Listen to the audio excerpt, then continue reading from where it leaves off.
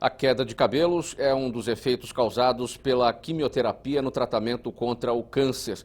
A tristeza dos pacientes é inevitável quando eles percebem que os fios começaram a cair. Uma peruca é capaz de melhorar a aparência e aumentar a autoestima das pessoas que têm sua imagem afetada pela alopecia, mas pode custar até R$ 2.500. Daí a importância do atendimento humanizado para dar esperança aos doentes. São Paulo ganhou uma lei que autoriza o governo a criar um banco de perucas para pessoas que fazem quimioterapia. Este é o tema do programa Agora é Lei de hoje com os nossos convidados. Elizabeth Lomaski, que é fundadora da ONG Rapunzel Solidária, Dr. Nelson Luiz Raspes, psicólogo, e também a doutora Ana Luísa Antunes Faria. Ela é médica mastologista do Hospital Pérola Byington. Muito obrigado pela presença de todos aqui neste programa Agora é Lei. Um empresário produz e doa perucas para pessoas com câncer em todo o país. Dizem que os cabelos são a moldura do rosto, mas eles não resistem à agressividade do tratamento contra o câncer. A queda de cabelo é um dos principais efeitos da quimioterapia, que atinge principalmente as células responsáveis pela produção dos fios. Ficar careca é traumático para muita gente. Este empresário resolveu amenizar o sofrimento de quem trata o câncer. Ele produz e doa perucas para doentes em todo o país. Eu sempre falo que é uma doação de autoestima, né? Que é muito mais que doar uma peruca. Porque o cabelo é a identidade da pessoa, né? Então quando a mulher se vê, principalmente para a mulher, quando ela se vê sem cabelo, ela fica fragilizada, ela mexe com a autoestima dela, ela fica deprimida. Ele começou com a doação de 6 perucas para o Hospital de Barretos, referência no tratamento do câncer. Segundo pesquisa realizada pelo INCA, Instituto Nacional do Câncer, entre 20% e 30% dos pacientes com câncer de mama têm ansiedade, depressão e baixa autoestima. Você poder proporcionar o sorriso para alguém não tem preço, né? Sorriso não se compra. Sorriso vem da alma, do coração. Uma peruca custa entre R$ 500 e R$ 2.500. Receber a doação é primordial para muitas pessoas que não têm como pagar por ela. A partir de agora, o estado de São Paulo vai ter um banco de perucas. É o que diz a lei sancionada em janeiro deste ano, de número 16.122 de 2016, de autoria do deputado Enio Tato do PT. O Banco de Perucas vai receber as doações de instituições de saúde ligadas ao SUS, Sistema Único de Saúde, e distribuir a quem sofre de alopecia, que é a queda de cabelo provocada pela quimioterapia. Doutora Ana Luísa, por que a quimioterapia provoca a queda de cabelos? Qual a razão desse efeito tão drástico nas pessoas? Os quimioterápicos, eles agem basicamente em células que estão em divisão celular. É dessa forma que eles atuam, matando o tumor, as células cancerígenas. Mas, infelizmente, a maioria dos quimioterápicos usados na quimioterapia, não só do câncer de mama, mas outros cânceres, não são alvo específico, ou seja, não conseguem atingir apenas as células do tumor em divisão. E todas as células que estão em crescimento, divisão celular, são atingidas. O cabelo está em crescimento. Constantemente a gente vive cortando o cabelo pelo crescimento dele, então é um dos órgãos-alvos do efeito do quimioterápico na divisão celular. Então isso é por conta do medicamento que atinge todas as células? Células em divisão. Então, quanto maior a divisão celular, ou seja, quanto mais aquilo está crescendo, por exemplo, um tumor, ele está constantemente crescendo, mais efeito quimioterápico tem sobre aquela célula. E as células do cabelo, elas estão constantemente em crescimento. Por isso o quimioterápico acaba atingindo muito as células do cabelo e causando a queda. Isso não vai variar, por exemplo, de paciente para paciente? Uns que sejam mais resistentes e outros não? Pode variar de acordo com o indivíduo, mas varia principalmente de acordo com o tipo de quimioterápico, aqueles que acabam tendo uma agressividade maior às células que estão nessa divisão celular e ao número de sessões e a dose que é usada para o quimioterápico. Então, muito mais ao tipo de quimioterapia do que ao paciente, mas é claro que o paciente também tem um efeito importante. Doutor Nelson, qual é o efeito psicológico nessa questão da queda de cabelos? É só o medicamento mesmo que já vai provocar esse tipo de situação? Ou aquela situação de medo, de tristeza do paciente, do estado psicológico abalado, também vai acabar atuando nesse sentido? A verdade é o seguinte, né, Mauro? A partir do momento que você recebe a notícia de que você está com um tumor, principalmente quando é caracterizado maligno, isso provoca um impacto psicológico muito grande na pessoa, porque ela nunca imagina que aquilo vai acontecer com ela. Então, tanto ela quanto a família ficam muito chocados e se deixam abater muito fortemente, claro, pela própria notícia. Só a palavra câncer já tem uma conotação pesada, porque a gente associa, né? Vou morrer. Eu tenho câncer, eu vou morrer. Então, já que elas são aquelas pessoas que já acham que vão ter pouco tempo de vida, como alguns médicos, às vezes insensíveis, chegam e falam, você vai ter só mais 6 meses, 1 ano de vida. Mas, eventualmente, ela com um tratamento sério, com terapia, medicação e os tratamentos de rádio e quimioterapia, ela pode ter uma sobrevida muito maior. E trabalhando o lado psicológico, a gente vai trabalhar o quê? A autoestima, a autoconfiança, a automotivação. Tudo para fazer com que a pessoa aprenda a aceitar a doença. Porque a principal dificuldade hoje é aceitar que está doente. E se a pessoa entra num processo depressivo, isso acelera o metabolismo e ela pode vir a falecer até antes do tempo previsto. Agora, mesmo com toda a evolução da ciência, com tudo que a medicina vem trabalhando em termos de medicação, claro, não tem cura, mas mesmo com todo esse avanço, com toda essa evolução, a palavra câncer ainda entra na cabeça do paciente, na hora que sabe da notícia, naquele sentido de que é uma sentença de morte. Ainda acontece isso? Acontece. Tanto acontece que eu já atendi pessoas assim, com esse perfil, e tem gente que até por não aceitar a doença, já que eu vou morrer mesmo, então vários casos de pessoas que cometem suicídio, porque ela já sabe, elas se autocondenam, por que comigo? Porque a pessoa não tem estrutura psicológica para aceitar, e em vários casos a própria pessoa se suicida. Aí é que entra o trabalho psicológico, da desconstrução dessa situação criada pelo paciente. Exato. E a gente tem que fazer um trabalho paralelo também com a família. Porque a família também precisa aprender a aceitar a doença do seu familiar e saber como ajudar aquele familiar. Então, eles têm que fazer não só um trabalho com o paciente que está com o câncer, porque a família fica doente junto. A pessoa entra na doença e, às vezes, querendo ajudar, ela pode acabar prejudicando. Como é que se inicia esse processo de trabalho psicológico? É junto com o trabalho médico? Sim, ou é um pouco mais adiante? Sim. Não, a gente tem que entrar junto, porque é uma equipe, né? Tem que ter toda uma equipe formada para dar toda a estrutura familiar, psicológica para a família. Porque não é só um que vai ficar doente. Um está doente fisicamente e psicologicamente. Os outros estão doentes psicologicamente. Há uma formação necessária, é o psico-oncologista que faz exatamente. Este trabalho. Isso. Não é um psicólogo não especializado na área da oncologia. De preferência que seja um psicólogo que tenha já uma formação na oncologia também. Mas eu conheço profissionais que não têm a formação oncológica, mas que desenvolvem trabalhos muito bem feitos, por sinal, e que já criaram experiência e estão ajudando essas pessoas. Elizabeth, a ONG Rapunzel Solidária, como é que surgiu? Bom, ela surgiu há 2 anos atrás com a minha vontade de agradecer pela cura do câncer. Eu fui diagnosticada com câncer de mama em 2013 e como eu já acompanho a minha irmã há 11 anos lutando contra a doença, ela tem câncer metastático, eu achei, a primeira coisa, eu fui curada muito rapidamente. Eu não precisei fazer quimioterapia nem radioterapia. Eu fui beneficiada por um exame chamado Oncotype, que era feito só nos Estados Unidos, agora já tem aqui no Brasil, mas é um exame de difícil acesso, é um exame muito caro. E eu fui beneficiada, pude fazer o exame. E dali veio um resultado que eu passei a ser uma pessoa que tem um risco normal de ter câncer. Até 10 anos eu caí nos 9%. Então isso para mim foi como se eu tivesse nascido de novo. Porque como você estava perguntando para o Nelson, a pessoa quando recebe o diagnóstico, você está com câncer, é como se abrisse um buraco no chão naquele momento. Eu recebi assim... Não escutava mais quem estava falando, você não escuta mais quem está do seu lado, parece que você sai do corpo.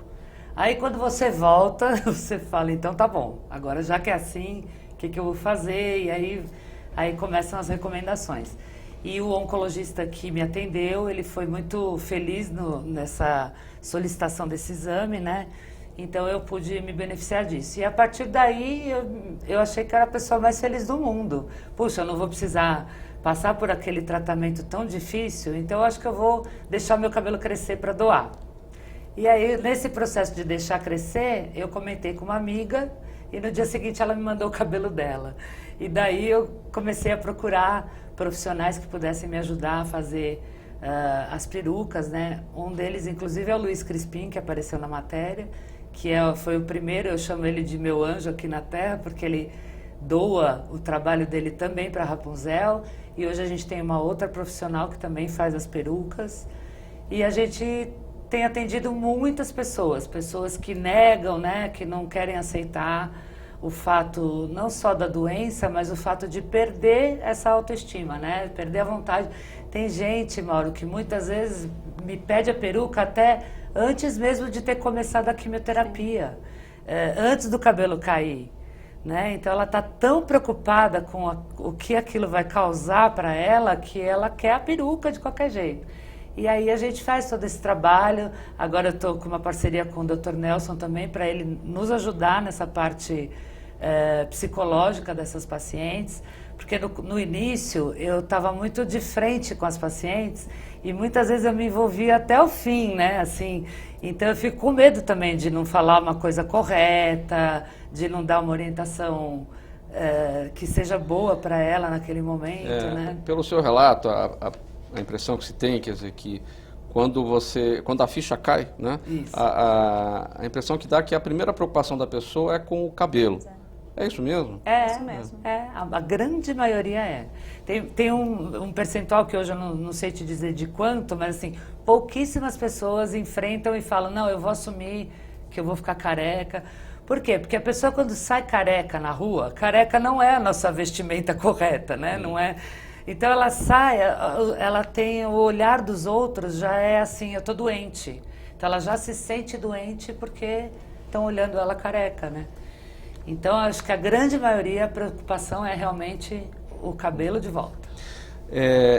Existe alguma relação também entre radioterapia e alopecia ou a quimioterapia só apenas que vai fazer? A quimioterapia, basicamente assim, existem alguns tipos de radioterapia, mas são radioterapias dirigidas para as áreas cerebrais que podem causar a queda. Mas o principal tratamento que causa a queda dentre os tratamentos, principalmente no câncer de mama, entre outros, é realmente a queda pelo quimioterápico.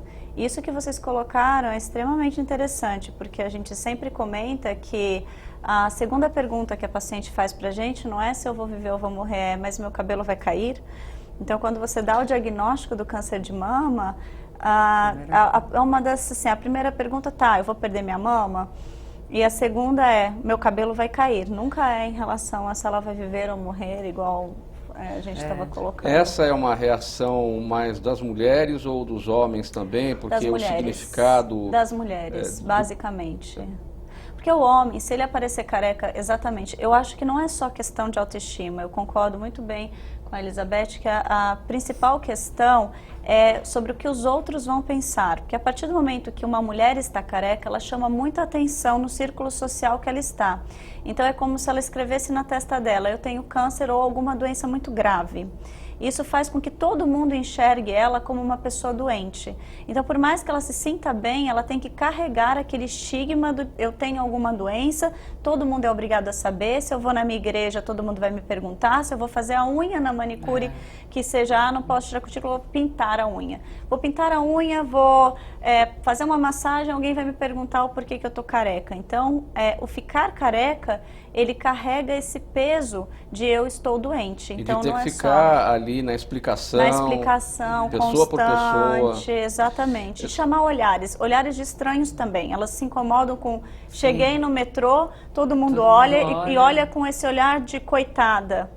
Então, isso é muito pesado, porque só colocando um comentário que vocês fizeram inicialmente, dependendo do estadiamento do câncer de mama, nos estágios iniciais, não só da Elizabeth que não precisou de quimio, mas até mesmo pacientes que fazem quimioterapia, eu tenho mais de 90% de cura. Sim. Então, assim, hoje muitos cânceres são curáveis. E para mim, às vezes, o mais difícil que o Nelson pode comentar é a paciente abandonar o câncer quando a gente fala que ela está curada, porque às vezes esse peso também, depois de todo esse tratamento, é difícil. Ainda em relação à questão da autoimagem da mulher, é daí o fato da ONG trabalhar perucas para mulheres, não tem peruca para homem? Olha, eu já recebi 2 solicitações, parece inusitado, né? Uma coisa, porque assim, a gente recebe doações de mulheres e homens, cortam o cabelo para doar, para fazer as perucas. Mas atualmente eu recebi 2 casos que não foram causados por tratamento quimioterápico. São pessoas que têm a alopecia, que é a falta do cabelo, por outros motivos. Então pode ser estresse, pode ser congênito, né? Uma doença genética, que faz com que a pessoa tenha uma careca diferente de uma careca de um careca normal. Aí ela é olhada, tanto homem como mulher, de uma forma diferente, como tem uma doença. Agora, só para fechar esse raciocínio, doutor Nelson, para a gente encerrar o bloco, mas tem alterações que para os homens também acontecem, quer dizer, o cabelo não é lá tão importante quanto significa a autoimagem para a mulher, mas essas alterações que o homem percebe, como é que são enfrentadas psicologicamente? Aquilo que a gente estava falando, que nem elas estavam colocando, né?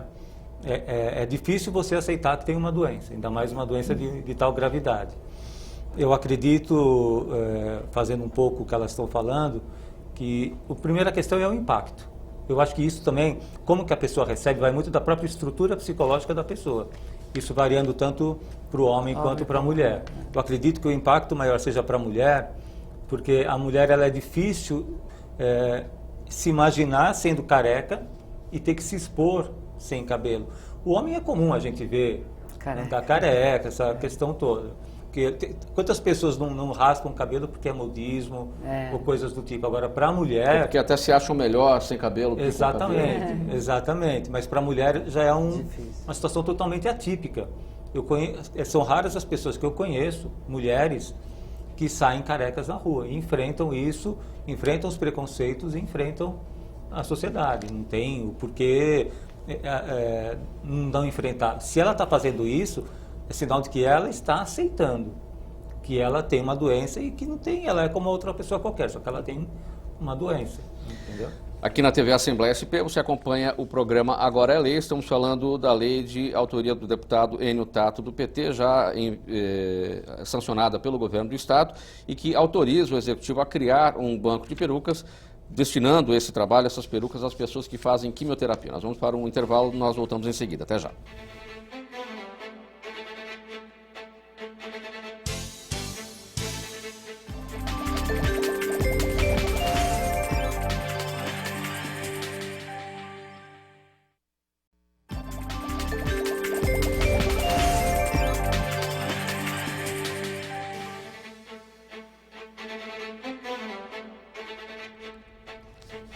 De volta aqui na TV Assembleia SP com o programa Agora é Lei. Estamos falando da lei de autoria do deputado Enio Tato do PT, que autoriza o governo do estado a criar um banco de perucas para as pessoas que fazem quimioterapia.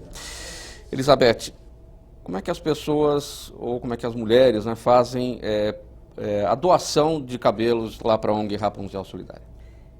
Elas fazem espontaneamente hoje, porque a gente tem quase 100 mil seguidores no Facebook, nas redes sociais em geral, mas no Facebook é o lugar onde tem maior acesso. Então a gente tem todas as explicações de como ela deve proceder. Ela pode cortar no cabeleireiro dela mesmo, tem as orientações, né, a partir de 15 centímetros. E aí elas nos enviam por correio, ou a gente tem 3 locais em São Paulo que recebem, um deles é o Hospital Pérola Byton, que já é meu parceiro também há 2 anos. Logo que eu iniciei o projeto, o hospital abriu as portas para mim e eu já estou atendendo as pacientes do hospital. Essas orientações de como o corte deve ser estão no Facebook? No Facebook. facebook.com/Rapunzel Solidária. Rapunzel Solidária. E temos um e-mail também que tem todas as orientações, rapunzelsolidaria@gmail.com. Você trouxe perucas? Eu trouxe. Na verdade, eu trouxe assim, porque as pessoas, elas acham que aquele cabelinho que elas mandam pra gente, então, por exemplo, tem 15 centímetros porque ele é enrolado, né? Então, quando eu solto assim, ele tem 10. Como o cabelo foi doado, como foi enviado. Isso. Então, ela entende que só aquele cabelinho é suficiente pra gente fazer uma peruca. Aí eu mostro para vocês uma peruca pronta, só para vocês verem que realmente não seria suficiente. Essas perucas que eu vou mostrar, elas não estão cortadas ainda, elas estão brutas, né? Mas aquele rabinho não encheria uma peruca dessa. Então, para fazer uma peruca dessas, toda cheia de cabelo natural, que é a forma como a gente recebe, a gente precisa pelo menos umas 15 mechas, de 10 a 15 mechas. Então, porque passa por um processo de limpeza, né? Tem não sei se vocês viram lá na matéria do Luiz, tem um lugar, ou com pente eles fazem, ou com um cardeador que chama. Ele vai passando lá, então tudo que é cabelo ruim dessa mecha é jogado fora. E aí sobra uma mecha bem mais fininha do que isso aqui. E aí com essa mecha fininha, os peruqueiros fazem o quê? Eles fazem uma triagem e colocam todos juntos os cabelos que preencheriam uma peruca. Tá? Então, olha, esse daqui já está limpo, já passou pelo aquele processo de limpeza, esse daqui também. Então, a gente consegue fazer uma peruca com cada um desses montinhos aqui. Então, em média, quantas doações são necessárias para se formar uma peruca? Umas 15. 15. A gente tem, em média, de 30% a 40% de perda no processo de costura. Tá? Quanto tempo leva a confecção de uma peruca? 5, 6 horas, depende do profissional. Sim. É um processo muito manual, muito difícil, tanto que você não encontra profissional no mercado que faça peruca, é muito difícil, tá?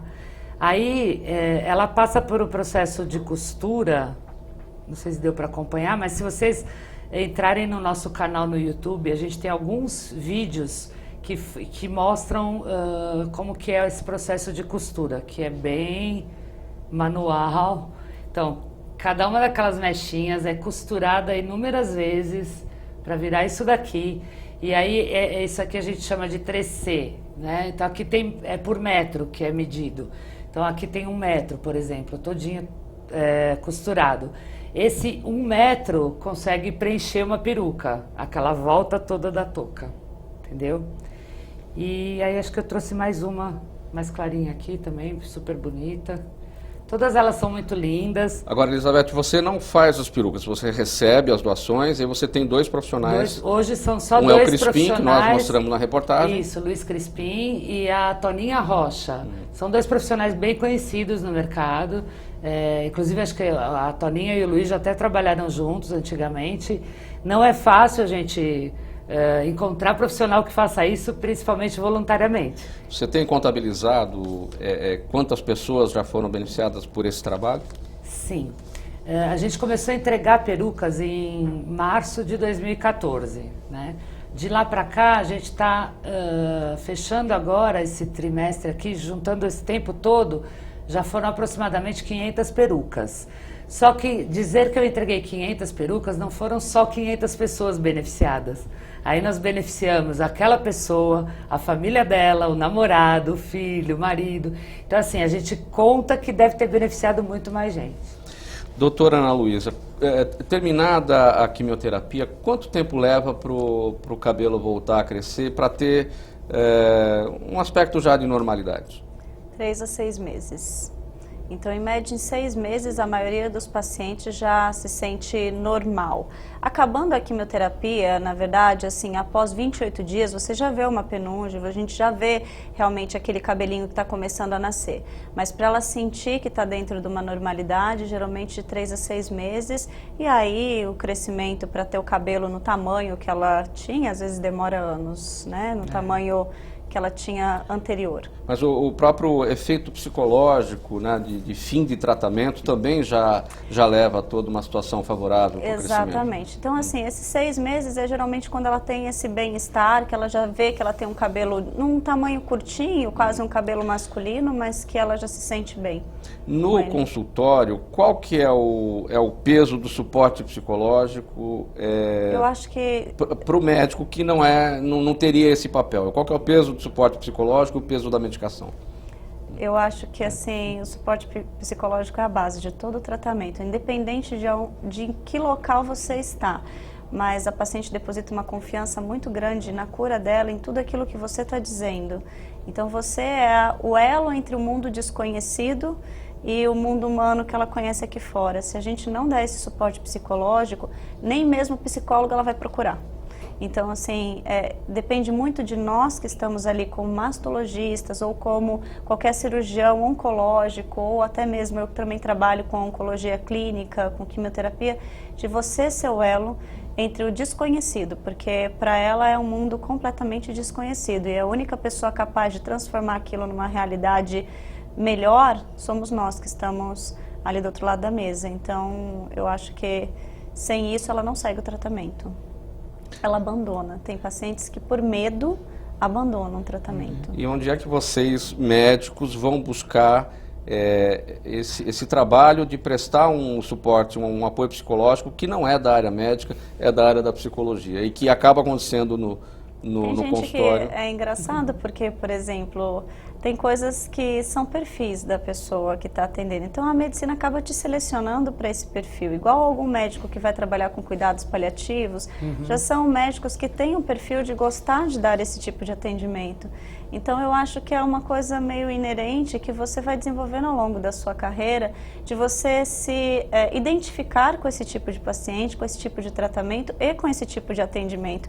Então, eu brinco que a carreira acaba selecionando a gente acaba indo já por gostar muito de lidar com esse tipo de situação, com esse tipo de doente que para mim, isso é uma opinião pessoal, né, que eu brinco que a minha terapia, na verdade, eu não faço terapia com elas que fazem a minha terapia, porque a minha vida fica muito melhor com todo o carinho e amor que a gente recebe do outro lado também. Então, isso é impagável.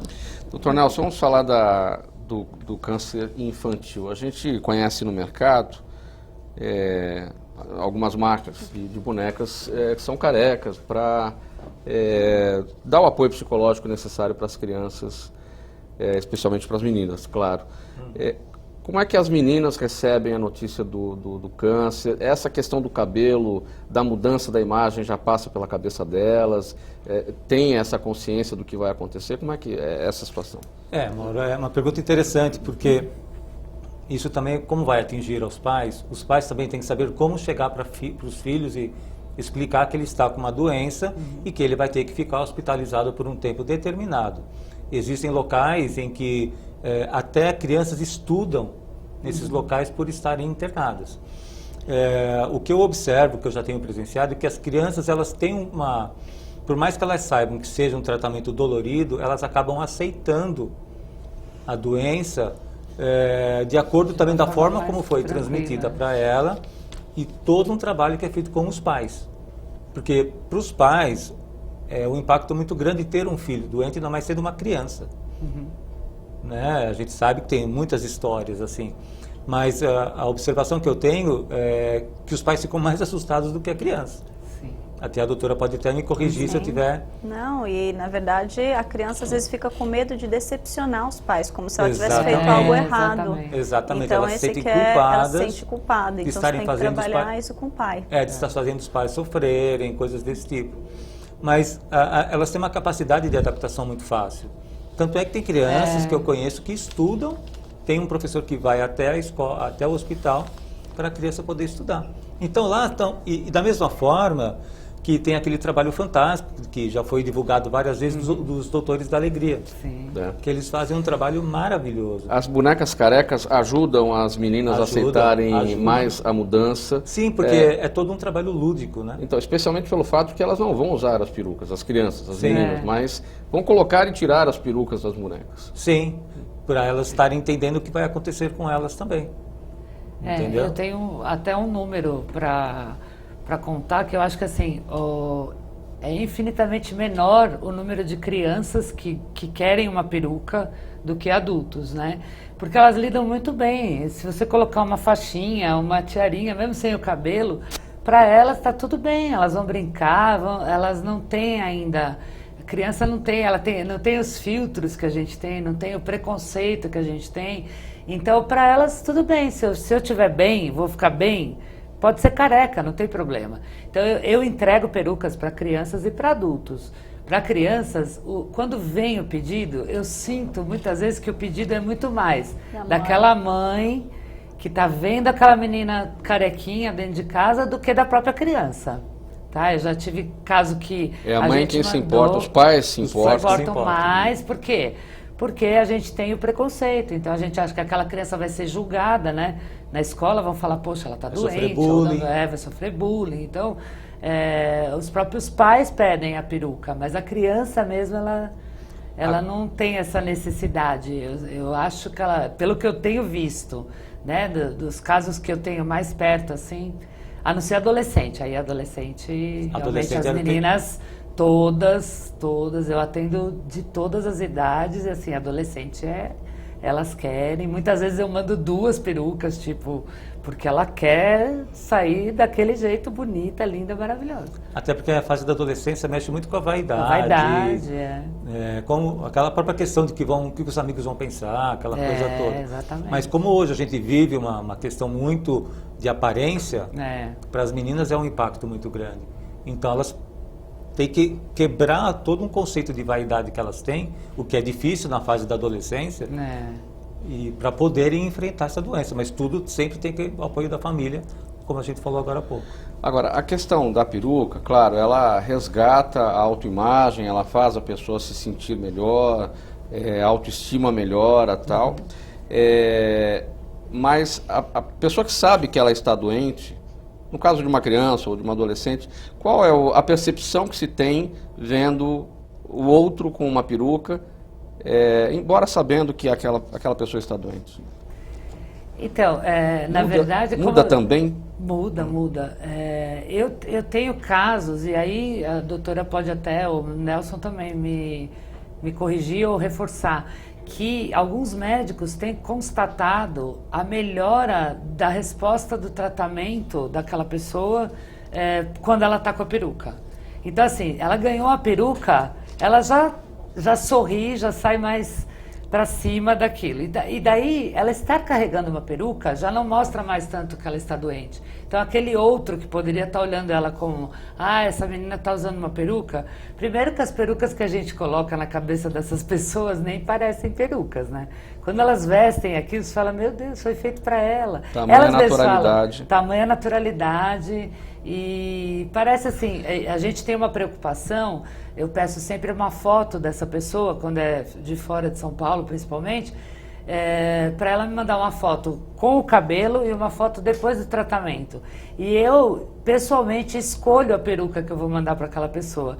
E eu tenho tido ótimos retornos, assim, das pessoas falarem, nossa, parece que foi feita para mim.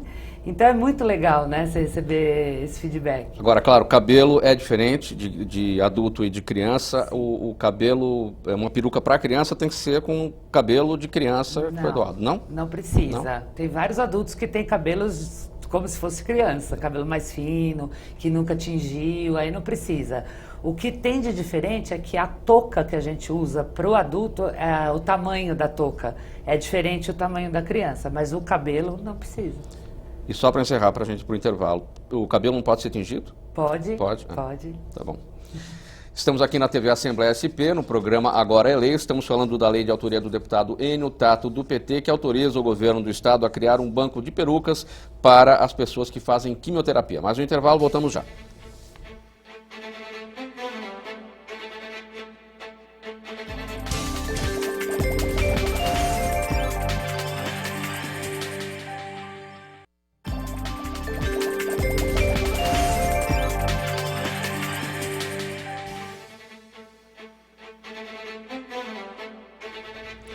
Aqui na TV Assembleia SP, de volta com o programa Agora é Lei. Estamos falando hoje sobre a lei de autoria do deputado Enio Tato, do PT, que autoriza o governo do estado a criar um banco de perucas para as pessoas que fazem quimioterapia. Elizabeth, além dessa questão da doação dos cabelos, existem outros materiais que são empregados na confecção da peruca. Isso também é por doação? Também. Hoje a gente está passando por um processo dentro da ONG, já somos uma ONG, né, há 2 anos, nós estamos nos certificando como OCIP. Com essa certificação a gente pode receber mais doações tanto de empresariado como de pessoas físicas, né? Então a gente tá abrindo um canal para receber doações, a gente precisa de linha, de agulha, de máquina de costura, Acabamos de receber uma doação semana passada, está lá no Pérola Byton. Nós criamos um lugar onde a gente vai capacitar pessoas a produzirem perucas. E-mail qual é rapunzelsolidaria@gmail.com. Exatamente. Então é por esse e-mail que as pessoas podem entrar em contato para fazer ajuda, para fazer as doações. Isso mesmo. Agora, o que reveste, digamos assim, a peruca é feito com linha, é feito que material? Essa touca é comprada. Então, para você ter uma ideia... Então, hoje tem algum custo? Tem um custo alto, que é doação. Então, assim, eu coloco do meu dinheiro para poder beneficiar essas pessoas. Em alguns casos, a gente recebeu dinheiro de algumas empresas e estamos vivendo com esse dinheiro desde então. Uma peruca pronta, se eu fosse remunerar essa mão de obra, mais a touca, mais todo o material de envio pelo correio, a postagem, porque eu não mando só a peruca, a gente manda um kit de autoestima. Vai junto uma bijuteria, um lenço, uma maquiagem, então, isso aí tudo é doado. Mas tudo isso, a gente teria um custo de R$500 por peruca. Sim. Bom, tem um projeto, então, em parceria, Elizabeth e Nelson, como é que isso... Está no início, né? Está no início. Como é que isso funciona? Vai funcionar? Vai funcionar da seguinte forma, nós estamos com uma equipe multidisciplinar, né? Tem um oncologista que atende a Elizabeth, e a Elizabeth me deu o prazer de ser convidado para trabalhar com ela, porque é um trabalho que eu me interesso muito, também já me interessei muito.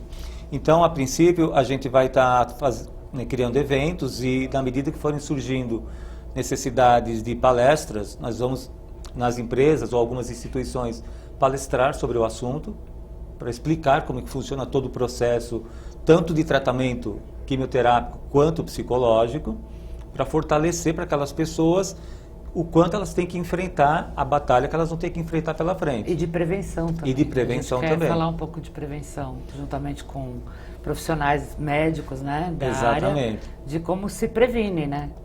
E aí, para frente, a gente também vai criar uma parte de atendimento psicoterápico tanto para o doente quanto para a família. O que é que se pode falar em termos de prevenção? Porque os fatores são inúmeros, os fatores causadores do câncer. Tem aqueles ambientais que não dá para lidar. O que é fator que pode ser tratado como, vamos evitar que isso previne?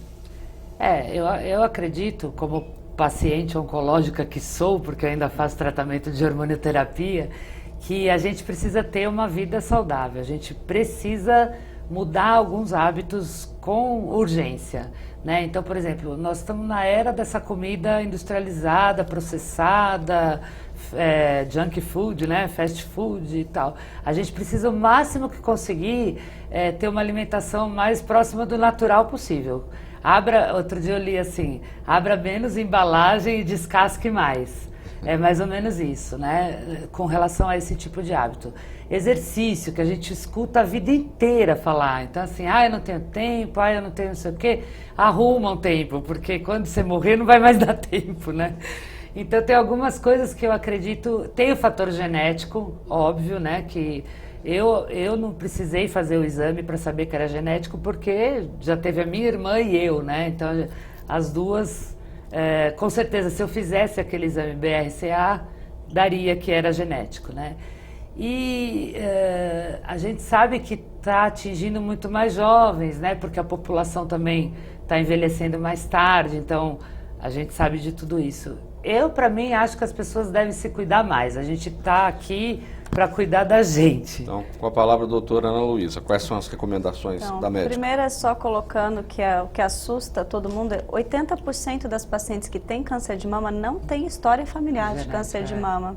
Então, a gente às vezes coloca um peso na genética e, na verdade, a maioria dos cânceres não são geneticamente determinados, tá? O que causa são mutações e, como você colocou, são inúmeros fatores que alguns são incontroláveis, outros são controláveis.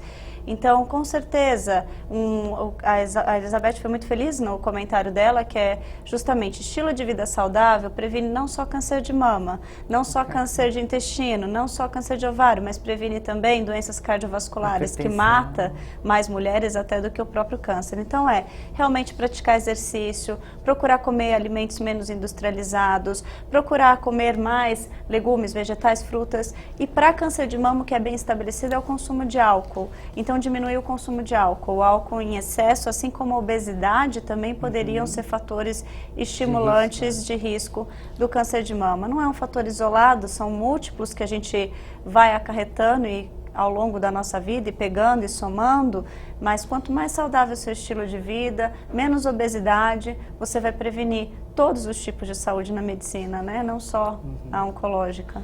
Mas é tão difícil, né, doutora? Não é catastrofismo, mas é complicado, porque até os naturais são complicados. A gente se preocupa com os agrotóxicos. Tem que ser os orgânicos. Sim, Então, se correr o bicho pega, se ficar o bicho come. Claro, você vai ficar nos naturais, sim, mas sim, sossegado sim. você não vai ficar, né? Sossegado, eu acho que a gente nunca consegue, mas eu acho que às vezes a gente coloca a parcela de culpa nesses fatores para a gente não assumir a própria culpa que tem em não avaliar aquilo que a gente está comendo. Então, eu acho que antes de avaliar, por exemplo, se tem agrotóxico ou não tem agrotóxico, a gente tem que ver quanto de açúcar você coloca na tua refeição, quanto de refrigerante que você come. Isso, na verdade, seria facilmente eliminado, muito mais barato, porque se economiza dinheiro cortando refrigerante e tomando água no lugar, porque quem tem sede, mata a sede com água, não é com refrigerante, e é muito mais barato. Tem a diferença da sede biológica e a sede sociológica. Exato. Então, eu acho que, assim, é muito fácil a gente culpar todas as outras indústrias e todas as outras coisas pelo aumento de câncer, quando a gente não olha para os nossos hábitos e quantas vezes você deixou o carro para você ir a pé ou você tentou ir de bicicleta. Porque às vezes no trânsito aqui de São Paulo, talvez a gente chegasse, ok, tem um problema que talvez seja um medo, não tem uma ciclofaixa, não tem outro, e no seu final de semana você mantém esse hábito? Então, assim, eu acho que a gente esquece um pouco de olhar para aquilo que a gente poderia mudar, que às vezes são medidas simples todos os dias, e a gente começar por elas, né, antes da gente culpar toda a indústria e todo o sistema. Então, olha primeiro, né, para a gente mesmo. É uma responsabilidade pela Cada um nossa tem responsabilidade saúde, né? pela sua saúde, né? De novo, naquela questão da evolução da ciência, das descobertas aí da medicina, o medo da volta da doença ainda é o mesmo medo da volta da doença de antigamente, considerando esse avanço todo? Sim. Para paciente, tem uns trabalhos muito interessantes, que são quando a gente vai discutir a retirada da mama contralateral, que é a mama saudável, tá? A paciente, às vezes, se você for pegar trabalhos na área de psicologia, o que ela entende como retirada da mama e prevenção de câncer é muito maior do que o impacto que aquilo tem. Ou seja, a pessoa às vezes tem tanto medo que ela quer tirar um órgão saudável, sendo que o risco dela desenvolver câncer na outra mama era baixíssimo. Numa paciente que não tem alteração genética é de 0,4%, 0,5% ao ano, ou seja, em 10 anos, 4%. E ela entende que se ela tirar a mama, ela vai estar livre de todos os cânceres para sempre, o que não é verdade. Então, para a gente ver o impacto que o medo do retorno da doença tem, faz ela querer se automutilar, retirando uma mama saudável. Isso virou uma febre, essa automutilação. Órgãos que poderiam ser atingidos por câncer, então já vamos retirar. Vamos retirar, exatamente. Então é o que eu... Eu estou rindo aqui porque o meu caso aconteceu um pouco antes do caso célebre da Angelina Jolie. Eu fui fazer a mastectomia preventiva por conta do risco familiar, que meu risco era quadriplicado, né, no caso. E foi difícil convencer os médicos na época, há 3 anos atrás. Porque eu sempre tive aquelas, antigamente chamava de displasia, agora são alterações benignas da mama. Nunca tive problema, nunca tive câncer, mas eu queria, falava é melhor tirar, até que eu convenci e a gente tirou. E a princípio eu não tinha nada, não aparecia em nenhum exame. Quando fizeram o anátomo das 2 peças, das 2 mamas, tinha câncer nas 2 mamas. Que não aparecia. Então, é um caso então que não é uma regra, exato, né? A gente tem que individualizar. Pacientes com mutação, que a gente saiba, ou uma história familiar muito positiva, que a gente vai avaliar, essas pacientes podem chegar a ter 40% a mais de chance de ter câncer na outra mama quando elas têm uma, ou num BRCA, 60%, 80% ao longo da vida. Esse tipo de paciente a gente vai sentar e vai individualizar com o tratamento psicológico e discutir as opções. Em que pé estão aqueles estudos vira e mexe aparece uma coisa nesse sentido. Olha, tem uma novidade aí que a gente já vai poder saber se tem câncer com 5 anos de antecedência. Isso é verdade, esses estudos avançam. Os marcadores tumorais, eles são pedidos pelos médicos quando há alguma suspeita, ou pode-se fazer isso como uma forma de prevenção a qualquer momento? Sim, na verdade, assim, a oncogenética está crescendo absurdamente. Ainda não ainda está muito numa fase de pesquisa que a gente está tentando descobrir, né, qual seria o perfil daquela paciente que poderia ter. Lógico que algumas mutações a gente já conhece, mas seria até mais em questão se aquele câncer que ela tem, ele é um câncer bonzinho ou ele não é tão bonzinho, se ele tem característica de dar metástase ou de não dar metástase. Em relação a você que é uma pessoa saudável, pesquisar esse tipo de mutação, a gente pede para tomar muito cuidado. Essa notícia, o Nelson pode até conversar melhor com vocês, é uma notícia muito impactante. Tá, se você descobre aos seus 10 anos de idade, antes das suas mamas estarem formadas, que você vai ter câncer de mama, e aí? Você vai privar aquela menina que teria uma adolescência e talvez ela demorasse muitos anos e já vai sair tirando o broto mamário? O que a gente vai fazer com essa notícia? Qual é o impacto, né? Que seriam até filmes de ficção científica que a gente tem. Então, o que fazer? Perigoso Isso até. é aumento de risco, não é realidade. Não quer dizer que a pessoa vá necessariamente desenvolver. E você vai ter que carregar isso ao longo da sua vida. Eu acho que a gente teria que ter soluções primeiro. O tempo do programa está acabando. Vou pedir a sua conclusão, aproveitando que a senhora está com a palavra, doutora. Até um minuto sobre o nosso tema, a lei já que autoriza o governo ao banco de perucas. Eu acho que é dar acesso para todas as mulheres, né, que estão em diversos centros de São Paulo, porque nem todas conseguem, né, ter uma Elizabeth trabalhando igual a gente tem dentro do Pérola, então eu acho que tem que estimular. Doutor Nelson, sua conclusão sobre o nosso tema, até um minuto. O que ela estava falando agora há pouco a respeito da pessoa, né, de ler alguma coisa sobre a doença.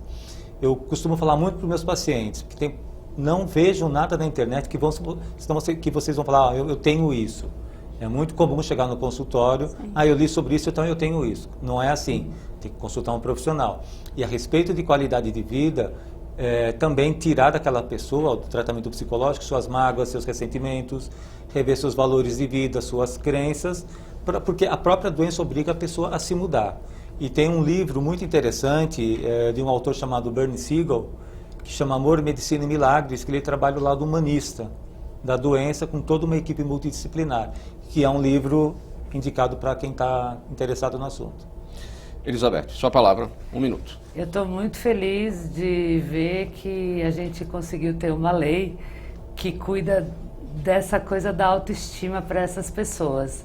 E para mim vai ser uma honra se a gente puder trabalhar juntos, inclusive com esse banco de perucas, que eu quero poder atingir muito mais pessoas, porque, como sempre eu digo, a gente não entrega só perucas, a gente entrega amor e autoestima.